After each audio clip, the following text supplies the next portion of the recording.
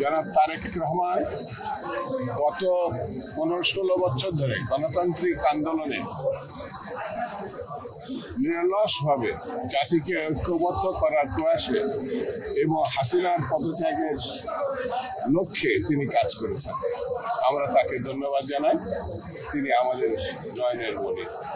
আমরা শ্রদ্ধা জানাই যারা গণঅভ্যুত্থানে যেসব ছেলেমেয়েরা আমাদের শহীদ হয়েছে, দেশবাসী শহীদ হয়েছে, তাদের প্রতি আমরা শ্রদ্ধা জানাই এবং আল্লাহর কাছে প্রার্থনা করি আল্লাহ যেন তাদের বেশ নিয়েছে। যারা আহত হয়েছে তাদের সুশিক্ষা, চিকিৎসা এবং তাদের সুস্থতা কামনা করি। বন্ধুরা, আমাদের ঐক্যবদ্ধ থাকতে হবে। এখনো পর্যন্ত গণতান্ত্রিক আন্দোলনের সম্পূর্ণতা আসেনি যতক্ষণ পর্যন্ত একটি সাধারণ নির্বাচনের মধ্য দিয়ে একটি গণমুখী সরকার আমরা প্রতিষ্ঠা করতে না পারি।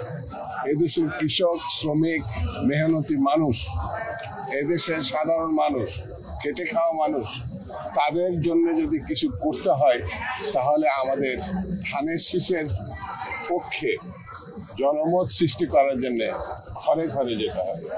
বন্ধুরা, এই নির্বাচন অত্যন্ত গুরুত্বপূর্ণ। সেই জন্যে ঢাকা সহ সারা বাংলাদেশে প্রত্যন্ত অঞ্চলে আমাদের যেতে হবে। কারণ ষড়যন্ত্রকারীরা দেশে বিদেশে তারা এখনো সক্রিয়, তারা এখনো উদ্যোগী যাতে নির্বাচন না হতে পারে। সেই জন্য আমি আর বেশি কিছু বলবো না, শুধু এইটুকু বলে শেষ করি। আমরা বিপদ মুক্ত তখনই হব যখন নির্বাচিত একটি সরকার আমরা প্রতিষ্ঠা করতে পারব। আমরা দেখলাম ঐক্যমত্য কমিশনের বৈঠক শেষ হয়েছে। গতকালকে আবার ইসলামিক দলগুলো পিআরের দাবিতে রাজপথে নেমেছে, তারা বিক্ষোভ করেছে।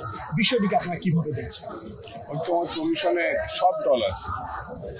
সেই ঐক্যমত কমিশনে ঐক্যবদ্ধ হওয়ার পরে 15 তারিখে সেটা সই হওয়ার পর, এখন ঐক্যমত হওয়ার পরে যে কোনো রাজনৈতিক দল তাদের কর্মসূচি নিয়ে তারা যদি মনে করে ভিন্ন মত পোষণ করবে, রাজপথে যাবে, যেতে পারে।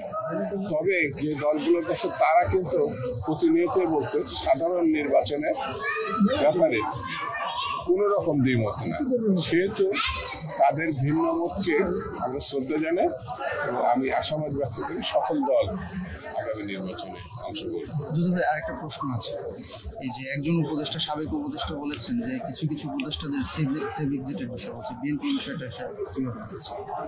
বিএনপির সঙ্গে এখন এই বিষয়ে কেউ আলোচনা করে।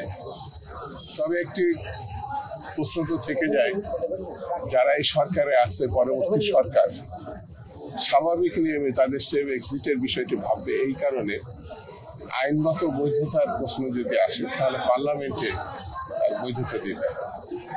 সেভ এক্সিট এই সরকার এবং এই সময়টা, যেটা 5 আগস্ট পরবর্তীর যে সময়টা, এটি আগামী সরকারকে, এটা আমার ধারণা, ইতিমধ্যে ঐক্যমত কমিশনে আলোচনা হয়েছে এবং কালকে জুলাই সনদ হিসেবে সেটা এই 15 তারিখে স্বাক্ষর হবে।